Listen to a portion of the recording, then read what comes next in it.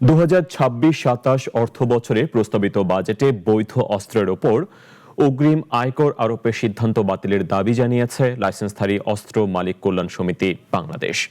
জাতীয় প্রেসক্লাবে আয়োজিত সংবাদ সম্মেলনে সংগঠনটির নেতারা বলেন, বার্ষিক কোনো আয় না থাকা সত্ত্বেও লাইসেন্স নবায়ন ফির পাশাপাশি নতুন করে অগ্রিম আয়কর সম্পূর্ণ অযৌক্তিক।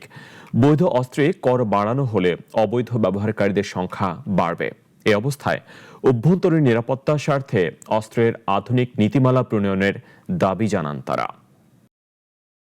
শটগান এবং রাইফেলের জন্য 50,000 টাকা এবং রিভলভার এবং পিস্তলের জন্য 1 লাখ টাকা, এটি সম্পূর্ণ অযৌক্তিক এবং কোনো কুচক্রী দুষ্কৃতিকারী মহল সরকারকে ভুল বুঝিয়ে অস্ত্রধারীদের নিরস্ত্র করে অবৈধ অস্ত্র সমাজে প্রকাশ্যে ব্যবহার করে খুন, রাহাজানি, ছিনতাই, ডাকাতি করার সুযোগ বের করার পায়তারা করছে।